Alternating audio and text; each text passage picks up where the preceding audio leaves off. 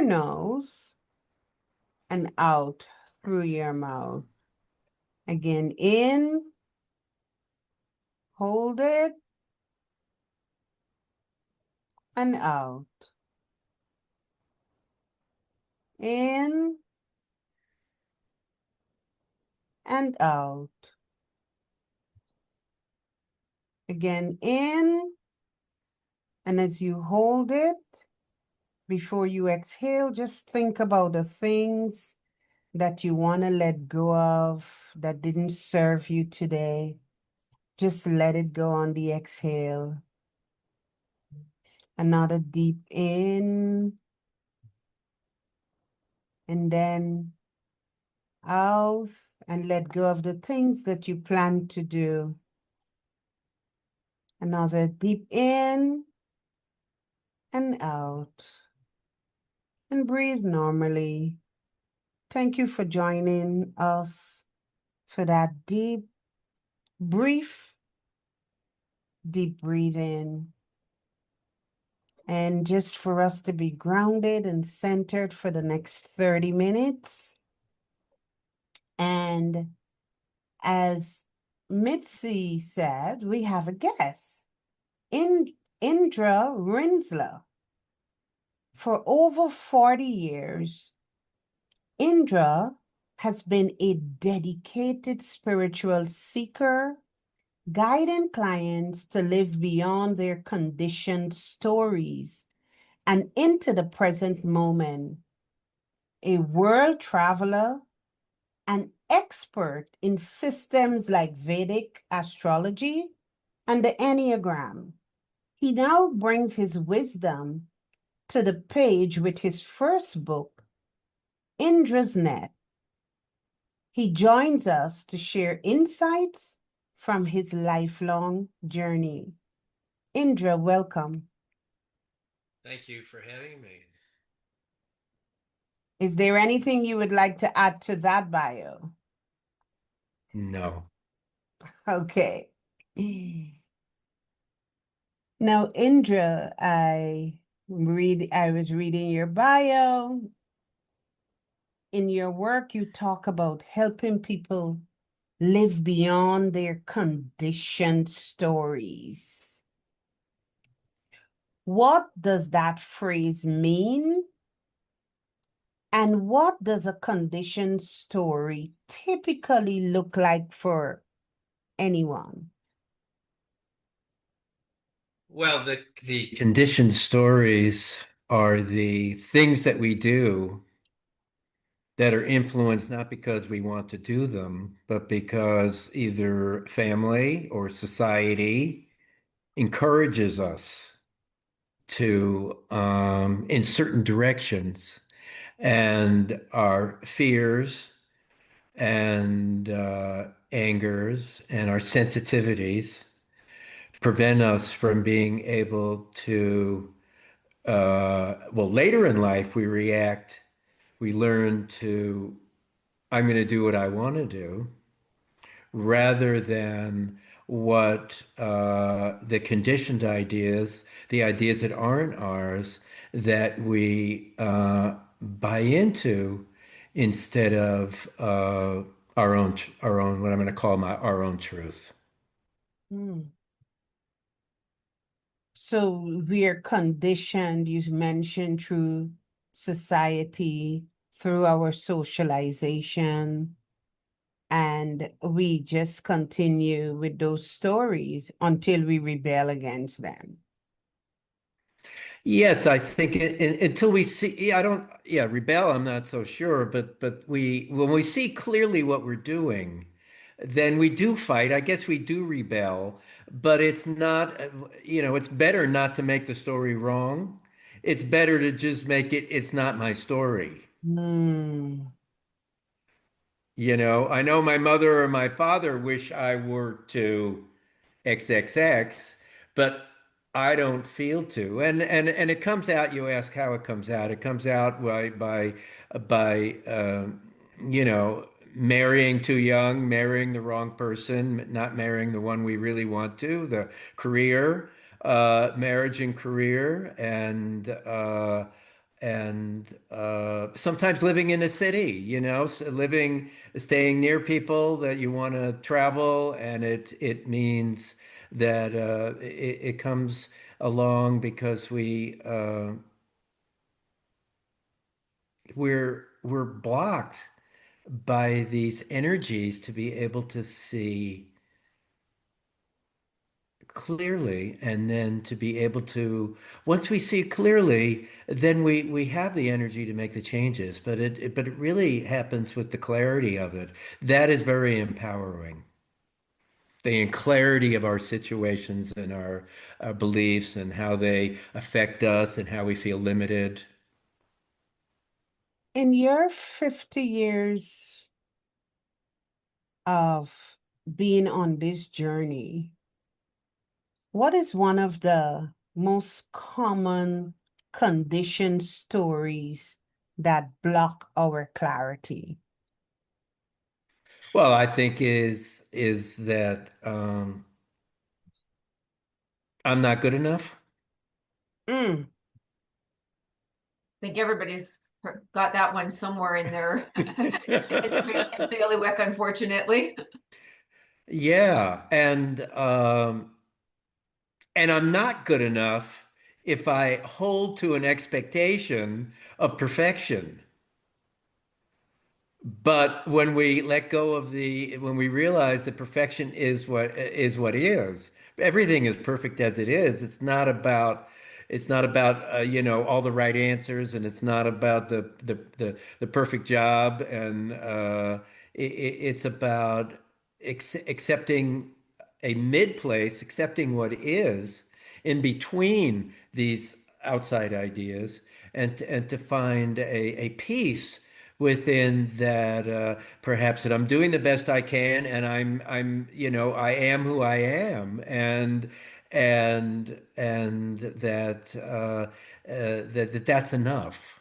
When that becomes enough, then a lot of stories can drop away.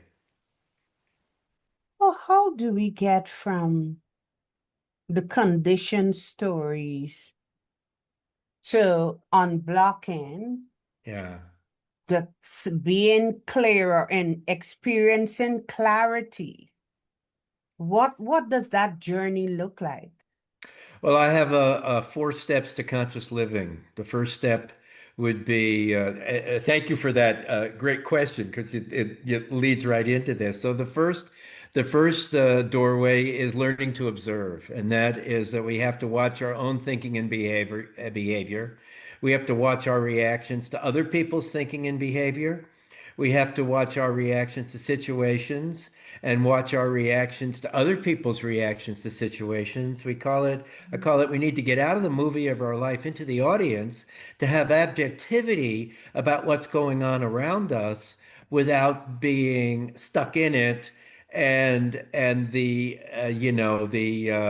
main character, the dialogue writer, the producer, the cleaner upper. You do every role. You've got to get out of those. So that's the first step, is the observer. The second one is to release and let go what doesn't serve. Letting go involves being aware of a feeling, letting it come up and staying with it, and letting it run its course without wanting to make it different or do anything about it. It means simply to let the feeling be there and to focus on letting out the energy behind that feeling. When letting go, ignore all thoughts. And then the third doorway is that we love ourselves. And the fourth is that we live in the moment. When we live in the moment, we love ourselves. How do we love ourselves? By letting go and releasing whatever isn't serving us. And how do we know what to let go? Is by observing. So Wow. Go ahead. when people are going through this process, um, where do you find that they often get sort of stuck the most as far as going through those four steps? Releasing. And say it again. Releasing. Releasing. Releasing, because then you have to release, you have to release, you have to release. People say to me, I have clients that say, "Oh, well, I've been working on myself for 6 years already. I know I don't really need to hear more. I got 8 years into this already." And and I think to myself, well, yeah, okay. Uh, Congratulations, but that's just still the beginning. So there's no end to the levels of releasing. Is that we can observe it, we can see it, especially, you get to be 40s and 50s, you're clear, of your own stuff, But it's the stickiness of it, whether you get fly paper on you or tree sap, Sometimes I live in the forest. I sometimes have tree sap. It's kind of sticky and it kind of it becomes in more places, not less places. So it's the releasing because it has so many levels to it because the releasing of in the breakup, the releasing that we're together all the time, and then the releasing of the thinking about it, and the releasing of that they made me feel secure, and all of these levels that go on. I have a theory that for 5 years of relationship, it takes a year it's worth a year. It's going to take a year to really let go of all parts of in a relationship. Not that that's the only place that these things come up, but it's a way that I like to it's the way that I like to talk about it because everybody has those experiences. So how does somebody know when they've actually fully released it? And When you stop asking the question, when you learn that it's still there, and that's okay. But there's so many levels, as I say, you release the need to that when you can accept what you can't accept, that there's levels around that. And ha- you know, yeah, how do you really know also? I think it doesn't, it becomes a place where it doesn't really matter, that it's so released that there is complete neutrality around it. I think so that's an that's the important big place. key, is that experience or whatever it was that was, let's say, for example, a trauma, that when you now think about it, it's not a case of it gives you a feeling in your stomach that was like it did before. It's just you can hear it and you're just kind of neutral to it. It doesn't impact you good, bad, or indifferent kind of thing. You can just accept it. Well, there's that's I don't think that's really the end, but that may be the end to where it affects you. But it's I've heard I've never been involved with it, but I've heard the Alcoholics Anonymous kind of say or the phrase, you're never over it, you're just you got to be careful each moment. So I mean, it has so you don't have the pit of the stomach. That's a wonderful level to be where you don't have the pit of the stomach. But the idea is now are you free in the next relationship, or are you cautious because you were burned last time? If that's the situation, the idea is to a phrase we used to use is give it to God. When you're able to let go of it and just be in the middle of, I just don't want to be affected by it anymore. I don't want to think about it anymore. Then it's still there, but it isn't traumatic. It isn't a sensitive. It isn't a cause. It doesn't create neurons popping. It just is. It's just there. Like. Um, it's a wonderful place to be. Indra, can you tell us more about the Enneagram? Sure. The Enneagram is that there are 9 personality types and only 9 personality types. It's a psychological tool to help us to know ourselves better and have better relationships, but has a deeper meaning as a spiritual tool in that these are the nine personality types, and that by understanding the triggers of our particular personality style, we're able to let them go and live in the moment. And it's a you ask, I think maybe it was Mitzi asked how, and so that's also a way, or maybe that's one of the ways is to understand. And so there are I believe that we need nine personality types because because we're a social species, and if we all had the same personality, not much would get done. So we need these nine types, and on the high side, they have incredible gifts that we give to the world, and on the low side, it's our ugliest. It's our core insecurities. It's our core fear, anger, and emotion are at the core, but depending on your particular type, and it's put together in tremendous patterning. The Enneagram of Personality, which is about 60 years old, as a teaching, it gives us the patterning of the personality. And it's like, how do you know me so well? Well, I know the personality type, and so the behavior is incredibly programmed by it's like